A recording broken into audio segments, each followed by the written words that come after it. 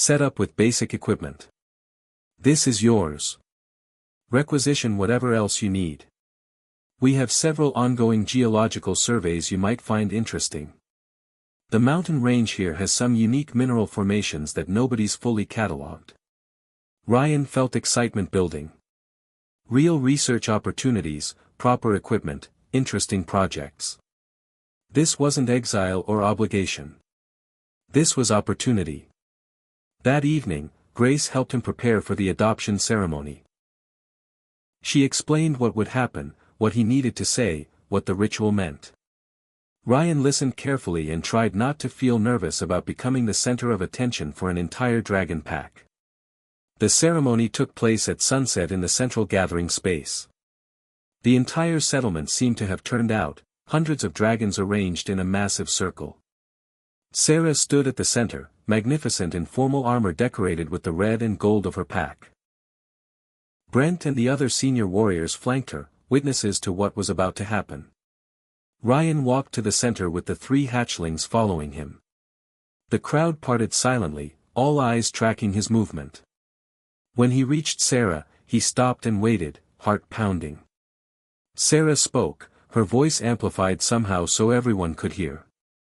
We gathered to witness a pack bond. These hatchlings, Ruby, Crimson, and Scarlet of the Red Scale, have chosen their packmate. They have chosen Ryan Foster, human as one who protected them when they were helpless, who fed them when they were hungry, who gave them safety when they had none. She paused, letting the words sink in. Among our people, such bonds are sacred. They cannot be forced, only accepted. Ryan Foster, do you accept the responsibility of pack? Do you pledge to protect these hatchlings, to guide them, to stand with them as family? Ryan's voice was steady when he answered. I do. I accept the bond and all that comes with it. Sarah nodded. And do you accept the Red Scale as your pack? Do you pledge to honor our ways, to stand with us in times of trouble, to be counted among us as family? This was the bigger question. This was permanent. This was everything.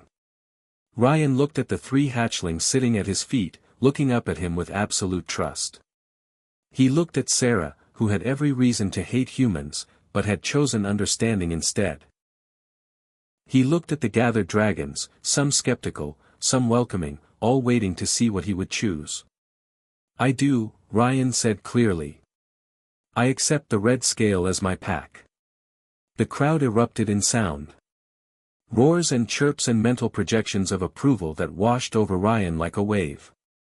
Sarah stepped forward and placed one massive claw on his shoulder.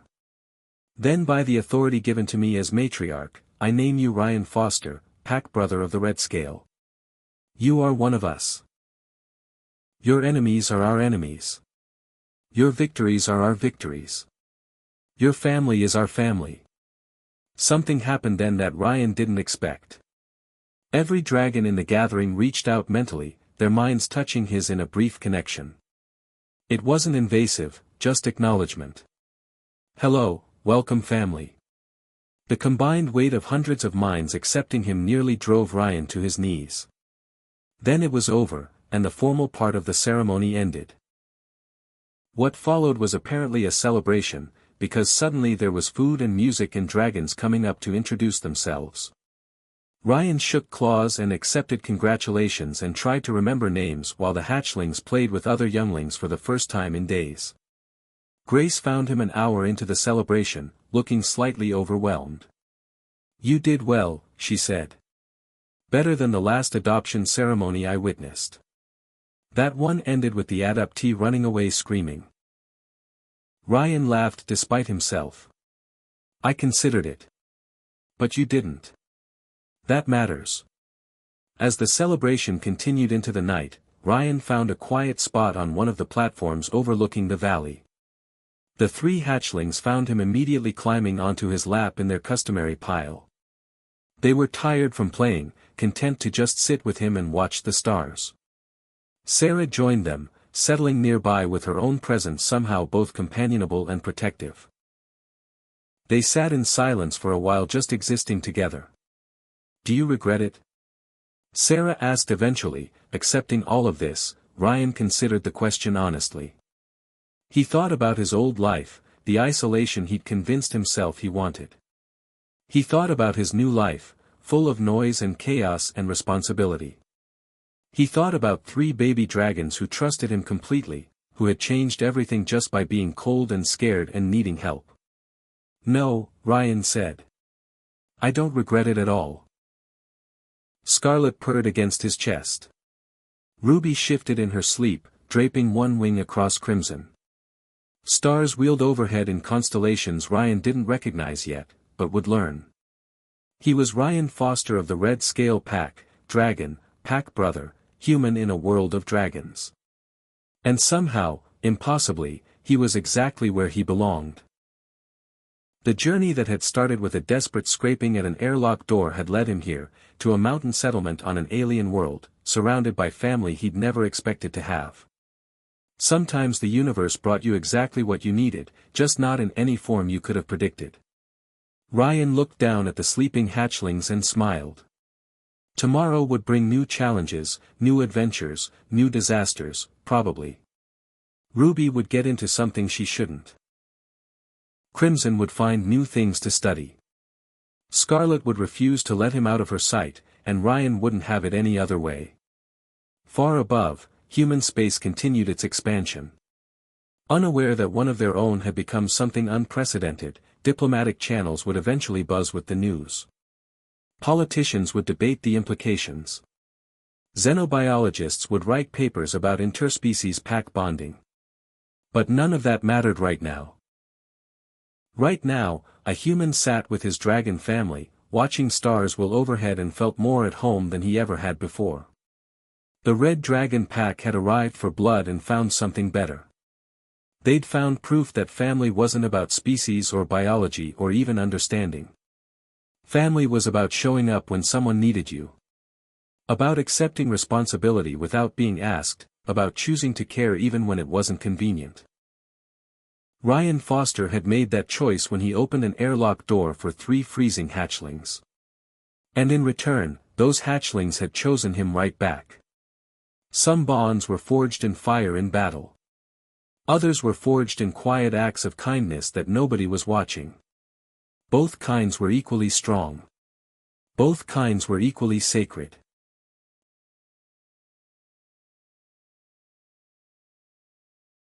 Made sure they explored approved areas with supervision.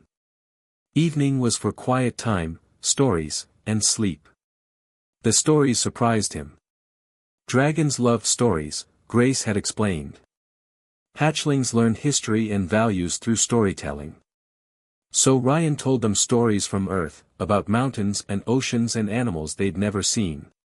He told them about his childhood, his parents, his grandmother, who had first sparked his love of geology with her rock collection. The hatchlings listened with rapt attention, projecting feelings of curiosity and wonder. They especially loved stories about human children. Fascinated by the idea that humans also started small and helpless. Ruby asked questions constantly, wanting to know everything about everything. Crimson noticed details and pointed out inconsistencies in his stories, keeping him honest. Scarlet just snuggled close and purred, content to listen to his voice regardless of the words. Ryan also started learning about dragon culture from various crew members. Most were initially suspicious of the human among them, but they warmed up when they saw how the hatchlings adored him. Dragons valued family above almost everything else, and someone the hatchlings trusted earned respect. He learned about the Red Scale Pack's history, about matriarch Sarah's rise to leadership, about the wars they'd fought in the territories they'd claimed. He learned about pack bonds and honor codes and the complex social structures that govern dragon society. He learned that accepting the hatchlings meant accepting everything that came with them. Their people, their culture, their conflicts. He wasn't just Ryan Foster anymore. He was Ryan Foster of the Red Scale Pack, and that meant something. On the 5th day, a young warrior named Swift approached him in the corridor. Swift looked nervous, his wings twitching with uncertainty. "The others are talking," Swift said quietly. "About you?" About whether a human can truly be red scale. Ryan had expected this. What do you think? Swift looked at the hatchlings playing nearby, chasing each other's tails in circles. I think those hatchlings chose you, and I think our matriarch trusts you. That's enough for me. It was a small thing, one dragon's acceptance, but it felt significant. Ryan was building bridges, one interaction at a time. That evening, Sarah summoned him to her quarters. Ryan went nervously, bringing the hatchlings because leaving them behind wasn't an option. Sarah's quarters were larger and more ornate than his, with perches and nests and displays that showed her achievements. Sit, Sarah invited, gesturing to a cushioned area clearly added for his benefit. Ryan sat. The hatchlings immediately climbed on him, their favorite perch. Sarah watched this with an expression he couldn't quite read. We'll reach Helios 4 tomorrow, Sarah said. I wanted to discuss what happens next. Ryan nodded, listening carefully as she explained. He would have quarters in the settlement near her family's residence. Other pack members would help with the hatchlings when he needed rest. He could continue his research at the local facility. He would be expected to participate in certain pack ceremonies and gatherings, and there would be a formal adoption ceremony, a recognition of the bond that already existed, a public acknowledgement that he was now red scale. You don't have to accept, Sarah said. You've already done more than anyone could ask, but the offer stands. Ryan looked at Ruby trying to eat his shoelaces, at Crimson studying the decorative displays with obvious interest. At Scarlet, pressed trustingly against his chest. He thought about his old life alone on a research station, studying rocks and avoiding people. He thought about his new life, surrounded by dragons and noise and constant chaos. He thought about which version of himself was happier. The answer was obvious. When is the ceremony? Ryan asked. Sarah smiled fierce and genuine. Tomorrow at sunset.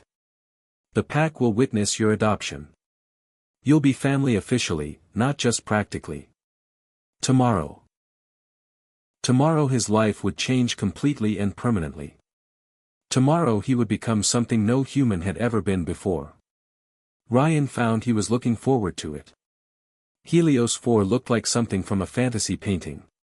The red-scale settlement stretched across a mountain range that glowed deep red in the afternoon sun, carved partially into the rock and partially built on platforms that extended out over steep valleys. Dragons flew between the levels, their wings catching the light as they moved. The architecture blended natural stone formations with advanced technology in ways that shouldn't have worked, but somehow did. Ryan pressed his face against the transport window, trying to see everything at once. The hatchlings crowded around him, equally curious about their home. Ruby chirped excitedly and flapped her still small wings.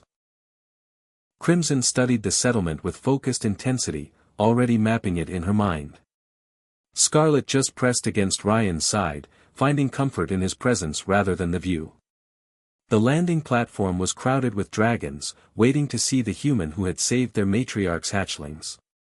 Ryan felt hundreds of eyes on him as he descended the transport ramp. Carrying his single bag of belongings while 3 baby dragons scrambled around his feet. Sarah waited at the base of the ramp along with Brent and several other important-looking dragons. But there were also younglings, curious adolescents who pushed forward to see the hatchlings and their strange new packmate. Welcome to Helios 4, Sarah said formally, then more quietly. Welcome home. Home. The word felt strange and right at the same time.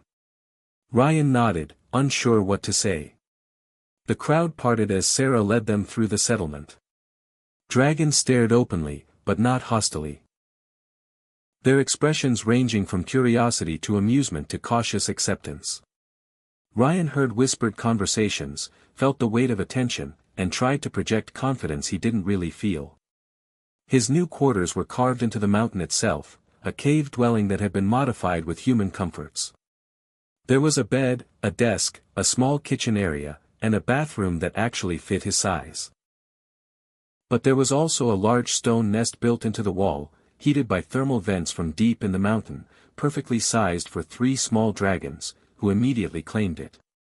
Grace appeared within minutes of their arrival, bringing prepared food and offering to show Ryan around the settlement. They left the hatchlings napping in their new nest and ventured out into the community. The settlement was larger than Ryan had expected, home to several thousand dragons of all ages. Grace pointed out important locations as they walked.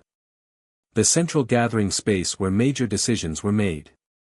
The flight training grounds where younglings learned to use their wings. The market district where traders from other packs brought goods.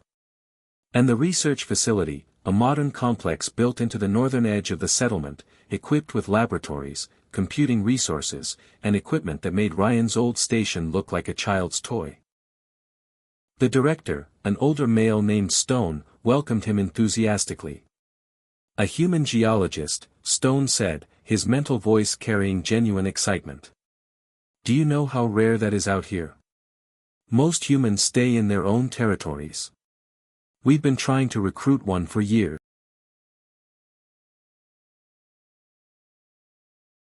Bonded with you. It's rare with other species, but not unheard of. Ryan looked down at the sleeping hatchlings, his expression complex. What does that mean for them? For me, Sarah considered her words carefully. This was important. Possibly the most important conversation she'd have with a human in her entire life. Among our people, pack bonds are sacred. They cannot be broken, only honored or betrayed. If you accept the bond, you become responsible for them. You would be expected to help raise them, teach them, protect them. In return, they would be loyal to you for life. And if I don't accept, Ryan asked quietly. The question hung in the air. Sarah knew what tradition said. Rejected hatchlings rarely survive the psychological damage. They would grieve, refuse food, fail to thrive, but she couldn't force this human to take responsibility for children that weren't his. Then we would take them home and hope they eventually bond with someone else. Sarah said, but the separation would hurt them badly. You would be rejecting them when they've already chosen you. Ryan was quiet for a long moment. Scarlet stirred again, and he steadied her with the same unconscious gentleness as before. Ruby snored softly. Crimson's tail twitched in her sleep. Finally, Ryan spoke. I didn't ask for this. I didn't plan on becoming a dragon dad when I took this posting, but they came to me for help, and I helped them. And now you're telling me they need me to keep helping them? Yes, Sarah said simply. Ryan nodded slowly. Then I accept. I accept the bond and the responsibility. I'll take care of them. Relief flooded through Sarah so strongly she had to close her eyes for a moment. When she opened them again, she saw Brent staring at the human with new respect. You understand this is a long-term commitment? Brent asked. Hatchlings need care for approximately 2 years before they reach independence. 2 years. Ryan repeated. He looked around his small quarters, at his research equipment, at the life he built around solitude. Then he looked back at the sleeping dragons and smiled. Okay, I can do 2 years. Sarah felt warmth spread through her chest. This human, this stranger who owed them nothing, had just agreed to upend his entire life for 3 babies who weren't even his species. That took courage and compassion in equal measure. This station is too small for growing hatchlings, Sarah said. Too isolated. You would need to relocate somewhere with proper facilities and others who can help guide you. Ryan's expression turned cautious. Relocate where?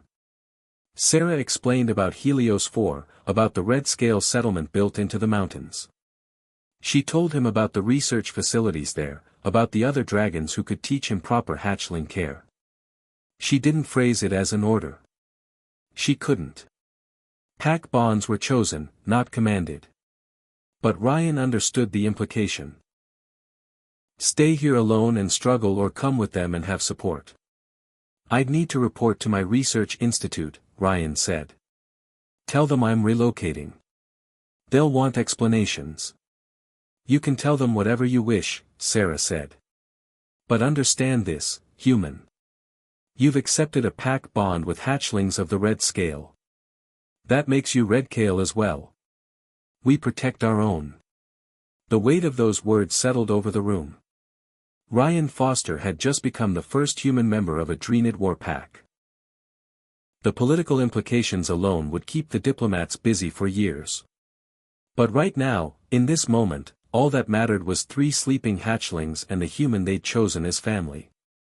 On Ryan's chest, Ruby finally woke up. She lifted her head, blinked sleepily, and saw Sarah. For a moment, she just stared. Then recognition flooded through her small mind, and she squealed with joy. Mom! The mental projection was clear enough that even Ryan felt it. Ruby launched herself off his chest in a flurry of wings and scrambled toward Sarah. The movement woke her sisters, who saw their mother and reacted with equal excitement. Sarah caught all 3 hatchlings, gathered them close, felt their small bodies pressed against her scales. They chirped and squeaked and projected feelings of joy and relief and love. Tears formed in Sarah's eyes. Her babies were alive and healthy and home. But then something unexpected happened. Scarlett pulled away from the reunion and looked back at Ryan. She chirped uncertainly, torn between her mother and the human who'd cared for her. Ryan smiled at her. It's okay, little one. Go be with your family. But Scarlett didn't go. She climbed down from Sarah's grip and scrambled back to Ryan, climbing onto his shoulder and pressing her snout against his neck. Ruby and Crimson watched, then joined their sister, choosing to stay with the human even though their mother was right there. Sarah understood then, really understood. Her hatchlings had made their choice. They wanted both their birth mother and their adopted packmate. They'd expanded their definition of family to include a human, and Sarah found that she was okay with that.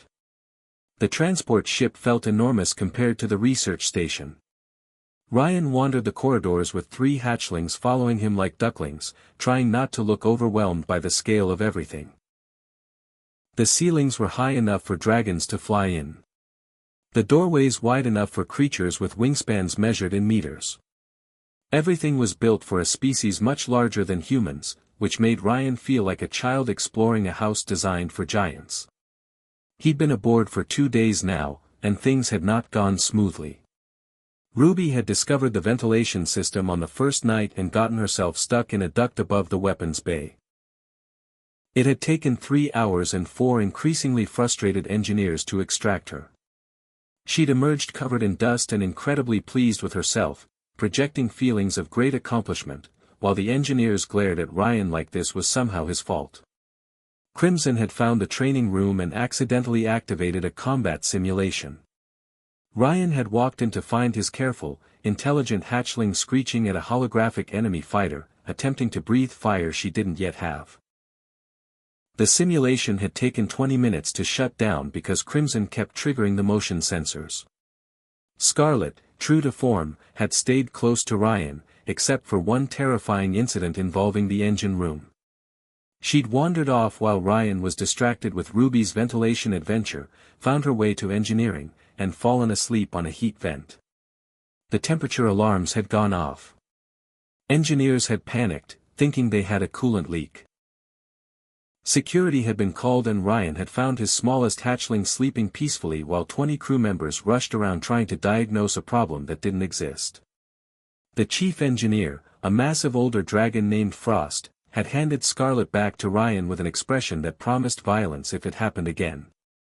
Now Ryan sat in his assigned quarters trying to figure out how to keep 3 curious hatchlings entertained on a warship. The quarters were actually quite nice with a proper sleeping nest built into the wall and human amenities like a bed and desk. But nice quarters didn't solve the problem of hatchlings who wanted to explore everything. A knock on the door interrupted his thoughts. It was a gentle knock, not the aggressive banging he'd come to expect from frustrated crew members. He opened the door to find an older dragon waiting patiently. She was smaller than Sarah, with scales that had faded from bright red to a softer pink with age. Her eyes were kind and amused. "I'm Grace," she said, her mental voice much clearer than the hatchlings. "Sarah thought you might need help." Ryan could have cried with relief. "Yes, please. I have no idea what I'm doing." Grace entered the quarters and immediately spotted the 3 hatchlings attempting to build a nest out of Ryan's spare clothes. She made a sound that might have been laughter. "They like you," she observed. "That's good. Makes training easier when they want to please you." Over the next several hours, Grace taught Ryan the basics of hatchling management. How to channel their curiosity into learning instead of chaos. How to recognize when they were overstimulated and needed quiet time. How to establish boundaries without breaking their trust. She showed him proper feeding techniques. The protein bars were fine as occasional treats, but hatchlings needed more varied nutrition. The ship's galley could provide suitable meals if he asked the right way. She demonstrated games that burned energy while teaching important skills. She explained the developmental stages he could expect over the next few months. Most importantly, she taught him basic Dreenid communication. The language was partially telepathic, but also had verbal components. Certain chirps meant specific things. Different growls conveyed different emotions. The position of wings and tail indicated mood and intent. Ryan absorbed everything like a man dying of thirst finding water. Grace was patient, repeating things when he struggled, encouraging him when he got things right. By evening, he could understand the hatchlings much better, and they seemed less frustrated trying to communicate with him. "You're doing well," Grace said as she prepared to leave.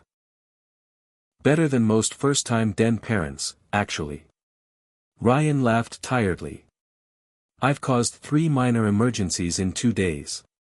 "Yes, and you'll cause several more before you reach Helios 4, Grace said cheerfully. "Hatchlings are contained explosions. Your job isn't to prevent the explosion, just to make sure it happens safely." After Grace left, Ryan felt more confident. He could do this. He just needed to learn and adapt and ask for help when necessary. The next few days passed with fewer disasters. Ryan established routines that kept the hatchlings busy. Morning was for learning with Grace stopping by to teach them basic skills like wing control and temperature regulation.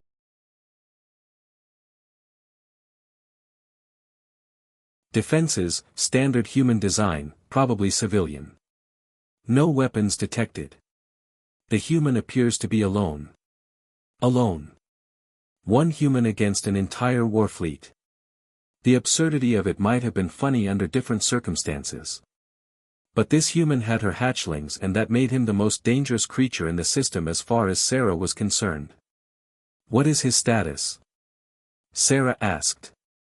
"What is he doing right now?" Frost checked his sensors again. All 4 biosignatures are in the same location. Matriarch. They appear to be stationary. No signs of struggle or distress. No distress. That was either very good or very bad. Maybe the human was keeping them calm somehow. Maybe they were unconscious. Maybe they were too weak to struggle. The possibilities made Sarah's blood run cold. Brent's tail lashed with impatience. "Mother, we're wasting time. Let me take a boarding team down.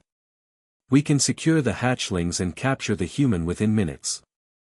Sarah considered it. Fast insertion, overwhelming force, minimal risk to her people, but maximum risk to the hatchlings if something went wrong.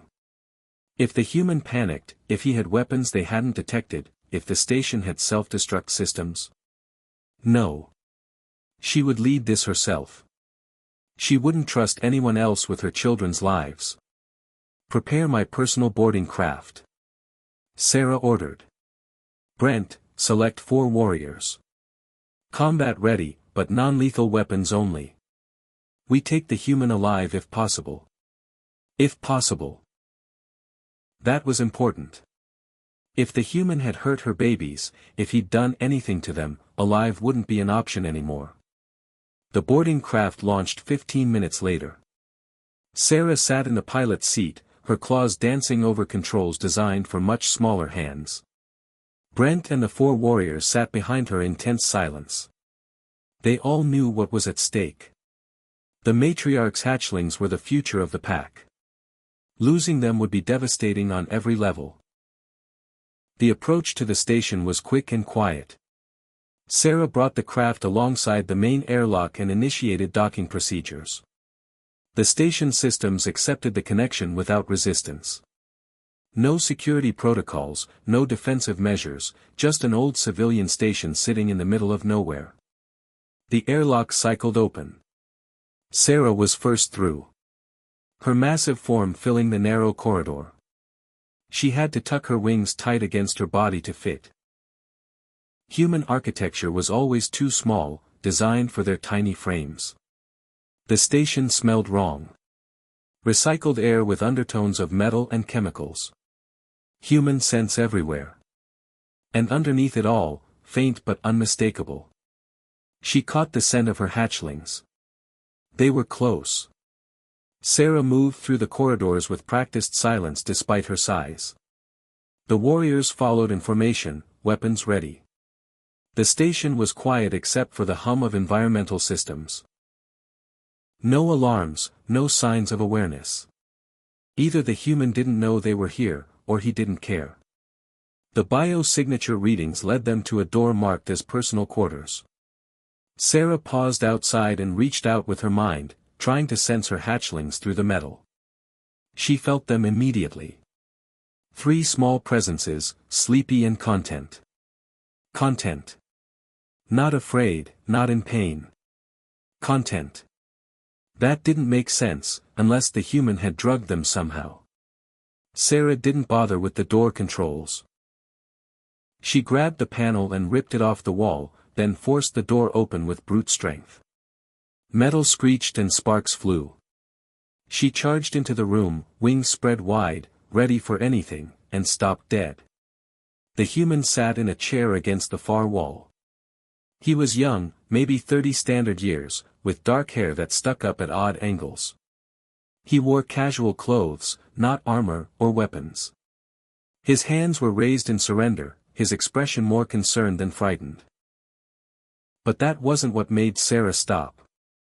On the human's chest, curled together in a nest of blankets and what looked like stolen clothing, 3 small red dragons slept peacefully. Sarah recognized them instantly. Ruby, her bold explorer. Crimson, her careful thinker. Scarlet, her sensitive baby. They were purring. That deep rumbling sound hatchlings only made when they felt completely safe. The human whispered urgently. Please don't wake them. They just fell asleep 10 minutes ago and they've been cranky all morning. Sarah stared at him, stared at her sleeping hatchlings on his chest, stared at the makeshift nest that covered half the room, stared at the empty protein bar wrapper scattered on the floor, stared at the data tablet propped on the desk showing notes about hatchling behavior and care. This wasn't what she'd expected to find. This wasn't a human holding hostages or conducting experiments or doing any of the terrible things she'd imagined during the journey here. This was a human who had apparently been taking care of her. Children. Brent pushed into the room behind her, weapon raised. He saw the scene and hesitated, confusion clear on his face. The other warriors crowded in the doorway, equally uncertain. Sarah stepped closer to the human, studying him carefully. He didn't flinch away from her, didn't try to run. He just sat there with her sleeping hatchlings on his chest, looking tired and rumpled and somehow completely unthreatening. She leaned down and inhaled deeply, drawing his scent into her lungs. Fear, yes, but not the sharp terror of someone caught doing wrong. Just normal caution around a creature much larger and more dangerous than himself. Under the fear was exhaustion and determination in something else. Something that smelled like pack bond. Sarah's eyes narrowed. Explain yourself, human. Explain why my hatchlings sleep on you like you're their den mother.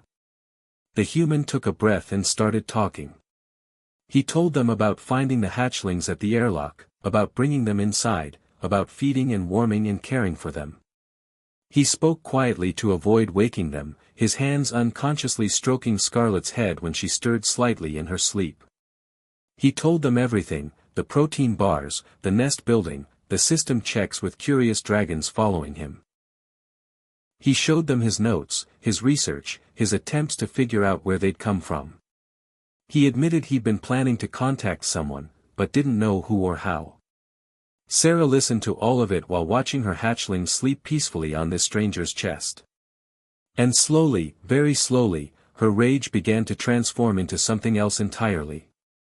Understanding came slowly, like dawn creeping across a frozen landscape. Sarah crouched in the small human quarters, her wings folded tight to fit in the cramped space, and listened to Ryan Foster explain how 3 dragon hatchlings had become his temporary family. The more he talked, the more her anger drained away, replaced by something she hadn't expected to feel toward a human. Gratitude. When he finished his explanation, silence filled the room. Brent still held his weapon, but had lowered it. The other warriors looked uncertain. Their aggressive postures softening. They'd come expecting a fight and found something completely different. Sarah studied the sleeping hatchlings again. Their scales were bright and healthy. Their breathing was steady and strong. They showed no signs of distress or injury. In fact, they looked better than they'd looked before the transport accident that had lost them in space. On Ryan's chest, Scarlet made a small squeaking sound and shifted in her sleep. Ryan's hand moved automatically to steady her, his touch gentle, and practiced. He'd done this before, probably many times over the past few days. The gesture was unconscious, natural, the kind of thing a parent did without thinking. Sarah made a decision. Warriors withdraw to the corridor. Brent, stay with me. The 4 warriors filed out, closing the damaged door as much as possible behind them. Brent moved to stand beside his mother, his confusion obvious, but his trust absolute. Sarah settled herself more comfortably on the floor and spoke in a softer tone. Tell me about them, about their personalities, what you've learned. Ryan blinked, clearly not expecting this question, but he answered. He told her about Ruby's curiosity and fearlessness. How she explored everything and tested every boundary. About Crimson's careful intelligence, how she watched and learned before acting, about Scarlet's attachment to him, how she cried when separated and calmed only in his presence. He spoke about their eating habits, their sleep patterns, their preferences for warmth and comfort. He showed her the notes he'd taken, detailed observations written in clear scientific language. He'd been studying them the way a researcher would, trying to understand and provide the best care possible. Sarah felt something shift in her chest. This human had treated her hatchlings not as curiosities or hostages, but as children who needed protection. He'd fed them, kept them warm, let them sleep on him, even though it must have been uncomfortable. He'd put their needs ahead of his own convenience. That was what Pack did. That was what family did. Brent must have felt her emotional shift through their bond. He looked at her with surprise. Mother, you're not seriously considering. Quiet, Sarah said gently. She focused on Ryan. Do you understand what you've done, human? Do you know what it means that they sleep on you like this? Ryan shook his head. I'm guessing it's significant based on how you're all reacting. But no, I don't really understand. Sarah took a breath and explained. Hatchlings bond with those who protect them in their first weeks of life.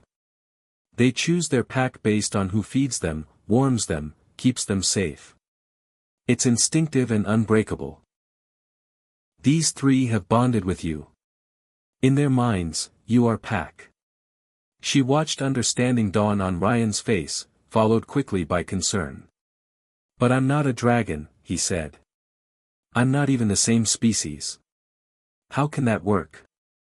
Brent answered before Sarah could. Pack bonds don't care about species. They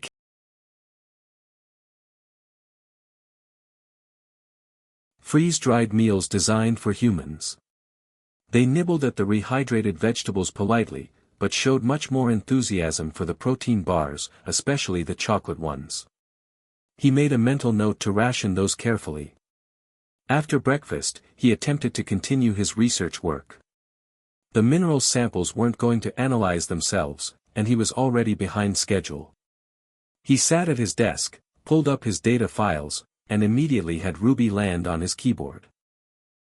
She chirped at him and walked across the keys, managing to close 3 important documents in the process.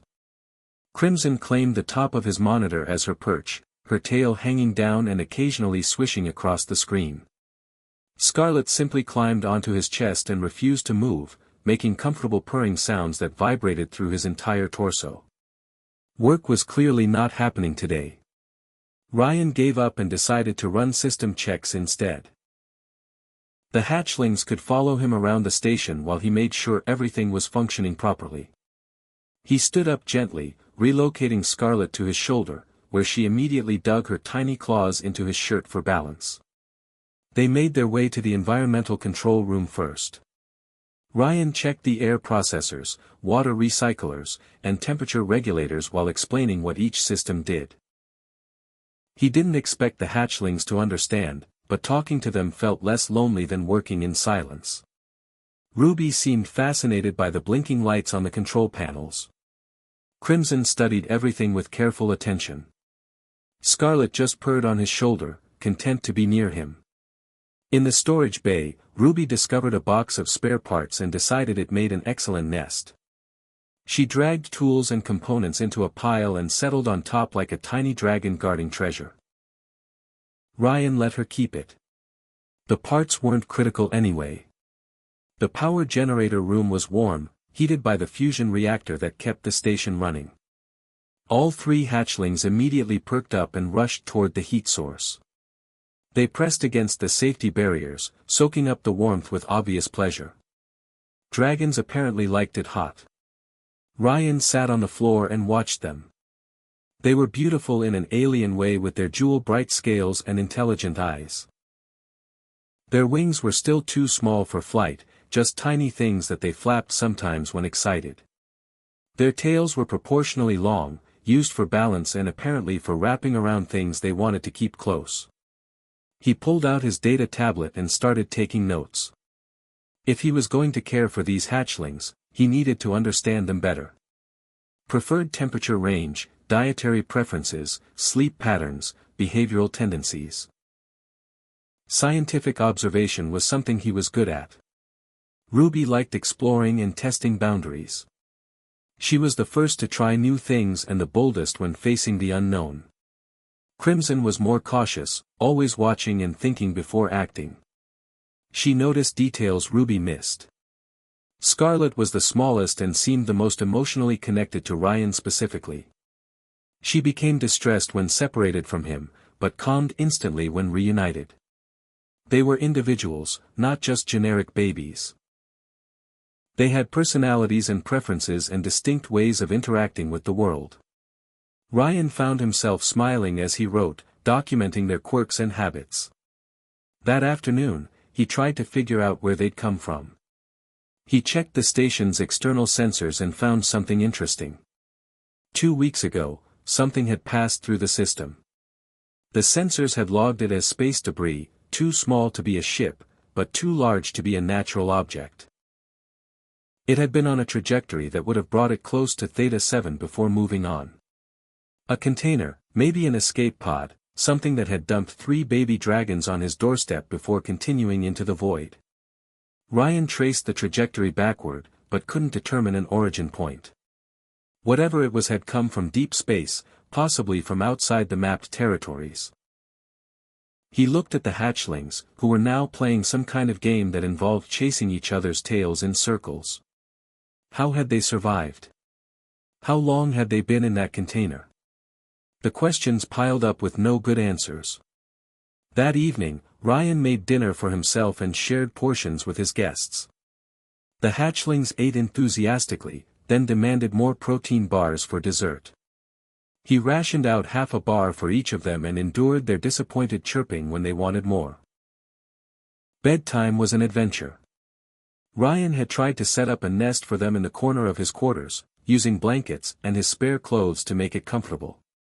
The hatchlings had looked at the nest, looked at his bed, and unanimously decided his bed was better. They climbed onto his chest the moment he laid down, forming a warm pile of scales and purring that made his whole body vibrate. Ryan stared at the ceiling and tried to think about his options. He should contact someone, report the hatchlings, arrange for them to be returned to their people. But who would he contact? The nearest human outpost was 3 weeks away by ship. The Draconid territories were even further. And he had no way to communicate with the dragons themselves about where they belonged. For now, the hatchlings were his responsibility. They trusted him, had bonded with him, depended on him. He couldn't just abandon them. Scarlet snuggled closer to his neck, her warm breath tickling his skin. Ruby sprawled across his chest with complete disregard for his comfort. Crimson curled up by his side, her tail wrapped loosely around his arm. Ryan closed his eyes and let himself relax. Tomorrow he would figure things out. Tonight, 3 baby dragons needed sleep and safety, and he could provide both. That would have to be enough. Space folded and unfolded as the Red Scale War fleet dropped out of faster-than-light travel. 27 ships materialized in perfect formation around the small research moon. Their hulls painted in crimson and gold that caught the distant starlight.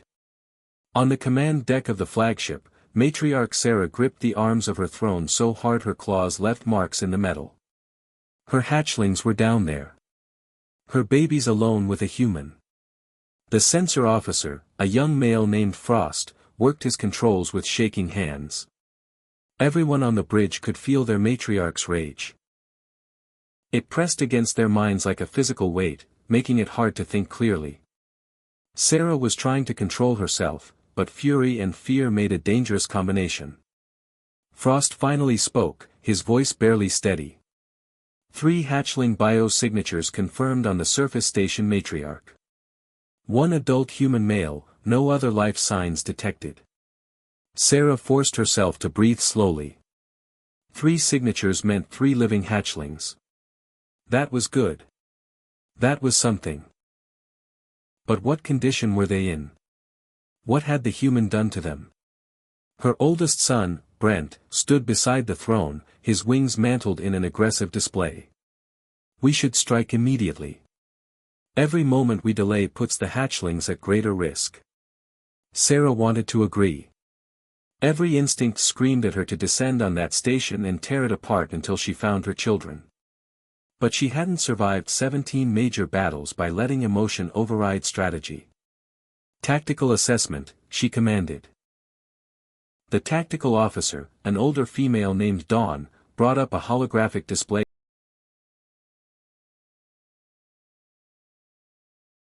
Ryan Foster hated the sound of metal scraping against metal. It reminded him of his childhood, of construction sites in his father's workshop. Right now, though, that scraping sound meant something was wrong with the research station's outer airlock. He pushed away from his desk where mineral samples sat waiting for analysis and grabbed his toolkit from the wall mount. The station was old, donated by some mining corporation that had gone bankrupt 15 years ago, and things broke down constantly. He made his way through the narrow corridors, boots clanging on the grated floor. The station wasn't big, just 6 rooms connected by hallways that felt more like tubes than proper walkways. His bedroom, lab, storage area, bathroom, common room, and the airlock chamber. That was it. That was home for the next 6 months. While he studied the geological composition of Theta 7, a moon nobody cared about orbiting a gas giant nobody had bothered to name. The scraping sound came again, louder this time. Ryan frowned and picked up his pace. Then he heard something else underneath the scraping. A high-pitched noise, almost like crying. His first thought was that the atmospheric processor was failing, but he just checked it yesterday. Everything had been fine. When he reached the airlock chamber, he saw frost forming on the inner door's window. That wasn't normal. The outer door must have been compromised somehow. He checked the control panel and his stomach dropped. The outer door was sealed, but the temperature reading for the airlock chamber itself showed -70 degrees. Something was out there in that freezing space between the doors. The crying sound came again, clearer now. Definitely not mechanical. Ryan's hands moved on autopilot, checking the atmospheric readings. No air leak. The inner door was holding. Whatever was out there wasn't getting in, but it also wasn't going to survive much longer in that cold. He pulled up the external camera feed and his breath caught in his throat. 3 small creatures huddled against the outer door, their bodies covered in red scales that sparkled with ice crystals. They had wings folded tight against their backs and long tails curled around each other. One of them lifted its head and Ryan saw large golden eyes staring directly at the camera. Dragons, baby dragons, real ones, not the stories his grandmother used to tell him before bed. Ryan had read the intelligence reports during his military service. The Drenid species existed in the outer-reach territories far from human space. They were warriors, merchants, and explorers, dangerous when provoked, but not actively hostile to humans. The reports had mentioned they looked reptilian, that they could fly, that they communicated through some kind of telepathy. But seeing them was different from reading about them. These babies were dying. He could see it in how they trembled, how their movements grew slower with each passing second. Ryan didn't let himself think about protocols or proper procedures. He slapped the emergency override button and the inner door hissed open. Heat rushed out of the station into the frozen airlock chamber. He grabbed an emergency blanket from the wall locker and stepped into the space between the doors. The cold hit him like a physical blow. His exposed skin burned and his lungs ached with each breath. He moved quickly, wrapping the blanket around the 3 small bodies. They were surprisingly light, none of them heavier than a house cat. Their scales felt like ice against his hands, even through the blanket. He backed into the station and hit the door control. The inner door sealed shut, and he cranked the environmental controls to maximum heat. Warm air flooded the chamber. Ryan sat down on the floor, still holding the bundle of dragons and blanket. They weren't moving anymore. He unwrapped the blanket carefully, afraid of what he might find. The largest one opened its eyes first. Those golden eyes focused on his face with an intelligence that made Ryan's heart skip. Then it made a small chirping sound and pressed its cold snout against his hand. The other 2 stirred, their tiny claws gripping the blanket as they pulled themselves closer to Ryan's body heat. He stayed there for 20 minutes, just letting them warm up. The ice crystals melted from their scales, revealing deep red coloring that reminded him of rubies. Their breathing steadied and the shaking stopped. When they finally seemed stable, Ryan carried them to his quarters and set them down on his bed. They immediately burrowed into his spare blankets, making soft purring sounds. The smallest one looked at him and chirped, then crawled out of the blanket pile and climbed onto his lap. Ryan froze, unsure what to do. The little dragon curled up and closed its eyes, apparently deciding he was safe. Ryan pulled out his data tablet with his free hand and started searching the station's limited database for information on draconid biology. He found basic anatomical diagrams and dietary notes, but nothing about caring for babies, nothing about how they ended up on his station in the middle of nowhere. He looked down at the 3 small creatures who had somehow found their way to his doorstep. They looked peaceful now, sleeping in his blankets and on his lap. Tomorrow he would figure out what to do, who to contact, how to get them back to their people. Tonight, he would just make sure they stayed warm and safe. Ryan gently stroked the head of the dragon on his lap. Its scales were warm now, almost hot to the touch. It purred louder and snuggled closer. He smiled despite himself and settled back against his pillows, careful not to disturb his unexpected guests outside. Beyond the thin walls of the research station, beyond the frozen surface of the moon, beyond the vast emptiness of space, a Drenid war fleet received a distress signal. The coordinates matched a human research station. The biosignatures matched 3 missing hatchlings. And the matriarch who commanded that fleet decided that the human responsible would pay for whatever they had done. But Ryan knew none of this. He only knew that 3 babies needed him and he wasn't going to let them down. Protein bars were apparently dragon candy. Ryan discovered this on the second morning when the smallest hatchling, the one he'd started calling Scarlet in his head, managed to tear open his emergency food supply and scatter protein bars across the entire common room. She sat in the middle of the mess, chocolate-flavored crumbs covering her snout, looking incredibly pleased with herself. The other 2, Ruby and Crimson, as Ryan had mentally named them, watched from the doorway with what he could only describe as jealous expressions. Ruby launched herself across the room with surprising speed, tackling her sister and trying to steal the half-eaten bar. Crimson approached more carefully, grabbed a bar in her mouth, and retreated to a safe distance before starting to eat. Ryan had given up on keeping them contained. They were too curious, too energetic, and frankly too clever. Ruby had figured out how to open doors by the second day. She just watched which buttons he pressed and memorized the sequence. Crimson could climb almost anything and seemed to enjoy perching on top of tall equipment.